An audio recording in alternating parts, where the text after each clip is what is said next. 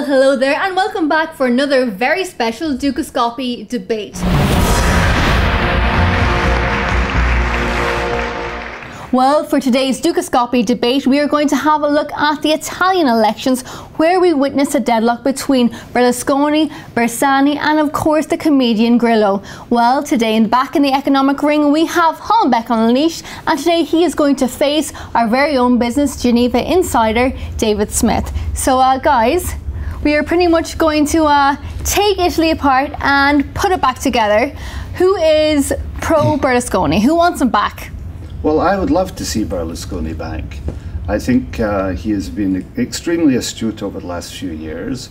When he was deliberately sabotaged by the might of the European Central Bank and the European Union by driving interest rates through the roof, he graciously stepped down. And there's a wonderful saying in Italian, which is "Vai davanti cretino." He stepped aside and left the place over to Mario Monti. Vai davanti cretino means go right ahead, idiot. And I think 2 years later, I think he has proven his political credentials extremely well. He has played the gentleman, and Mario Monti has done a lot of the supposedly dirty work, which has completely alienated the Italian people, who perhaps had some faith in him, but probably not too much. And now he is practically in pole position to get power again. Never forget with Berlusconi that he is a kind of a holy trinity in his own right, because he controls the media in large measure. He's the wealthiest guy in Italy, and he's a very good politician. So basically he just needs to consult himself when he wants to do anything, unlike Obama, who has got to run to Rupert Murdoch and Warren Buffett. So I think he would be a strong, good leader for the future. A very good politician, a very strong leader for the future. Do you agree? I do agree that Berlusconi has been a very astute politician. I just don't think he is the best thing for Italy now.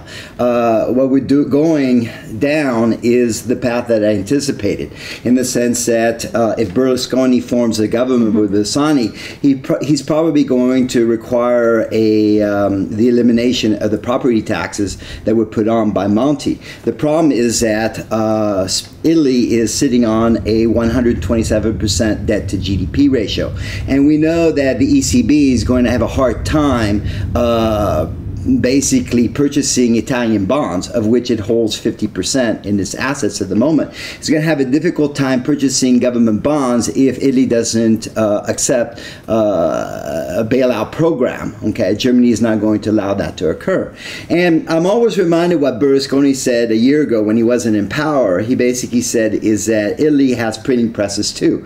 So for me, the ultimate solution will be for Italy to get together with Spain and France and basically print their way out of the problem. We have to understand is that Italy can't default, because if it was to default, what would happen is all of its banks would go under, and Italy is still liable for the demand deposits. So the only solution is to print money. So the question is that, are you going to print euros, or are you going to print something else? So I still believe that ultimately we will have France, Spain, and Italy get together, basically opposed to Germany, and we may actually see, you know, a northern and a southern euro, or something similar. Do you want to jump in? Yeah, well, I think we've got a long way from the subject of Italy per se, but a lot of what you say I think is correct. If you look at the situation, though, what I do feel observing Italy is, if you take Mr. Berlusconi, he is the wealthiest man in Italy. Mm-hmm. Therefore, his business interests are in Italy almost exclusively, if you exclude the Swiss bank accounts, of course. So he is the only politician in all of Europe whose interests are actually aligned with the citizenry of his country. Everyone else's interests is either aligned with the European Central Bank, the Euro project, or payouts and kickbacks in order to keep them in line.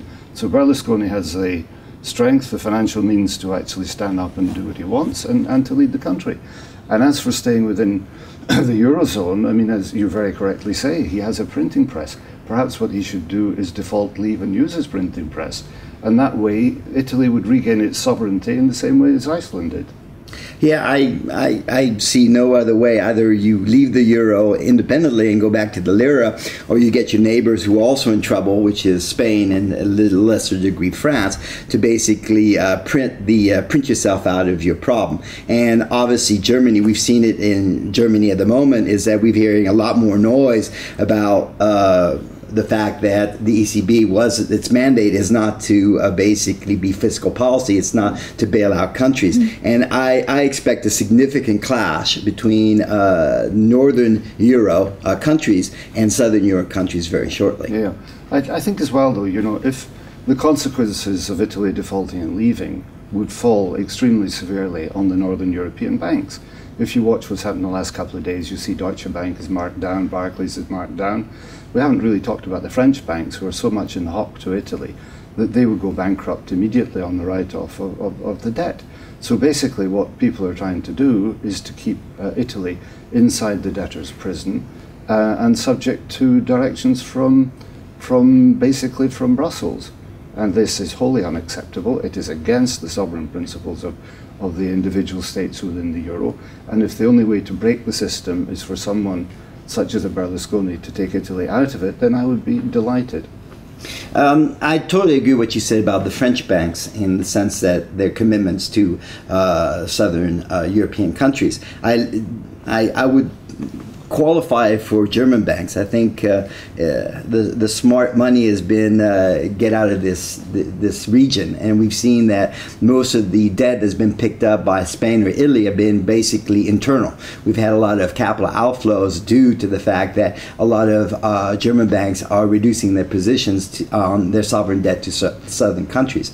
So for me, it's the same direction. I mean, we are heading for disaster. It's just a question of how long it's going to be. I'm always reminded what Rudy Dornbush said, is that in economics, it takes a lot longer than you expected, and when it actually occurs, it's a lot faster than you ever expected. So I think that's the likelihood in the future.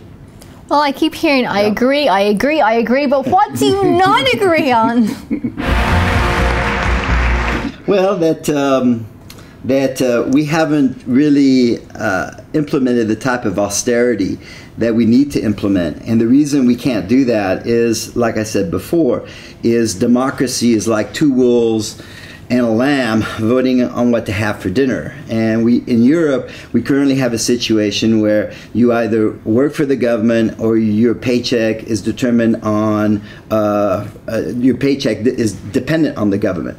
So as long as we're in that situation, we're going to have difficulties in reducing government expenditures. But that's what we need to do, just like we did in the US in the 1920s and what Lavi just did in 2009, 2010. Mm-hmm. Yeah. Coming back on your question, do we agree? The answer is we didn't set out in any way to agree at all. But I think if you look at the facts and the figures and the mathematics of the situation, a reasonable person can only come up with a very narrow range of alternatives. And those alternatives are pretty grim. And the only thing that's uncertain is the timing. But it's like, you know, we're all going to die. It's just a question of when. That's quite sad, but very true, very true. Now, just to sum things up in terms of political leaders, who is your favorite political leader in the world? Oh boy, that's a tough one. I'm going to be diplomatic and say the Latvian president. You're such a Latvia lover, I should go Frank. You should go live there. And David. Well, that's mission impossible because the entire political class worldwide I have no respect for. They're in the pockets of banks, they're corrupt, they're manipulated, they're willfully dishonest, they mislead their people without exception. Mm-hmm. There's not a country in the world that's different. Perhaps you could take a small illustration like, I don't know where, maybe Singapore or somewhere like that, where there's a leader who's a bit more correct and honest, but that takes care of an infinitesimally small part of the population. Yeah. So the answer, I think, is that we essentially need to get rid of the political class that we have at the moment and the banking overlords that run them. Okay. I'm not going to disagree. Thank you very much for coming in today. Okay, thank you. Well, that is it. We've had the Latvia lover Hollenbeck unleashed, and of course our Geneva business insider David Smith giving their views today on Italian elections. Well, I hope you enjoyed this, and do stay tuned to Dukascopy TV for more interviews, press views, and of course keep an eye out for these debates. But for now, goodbye.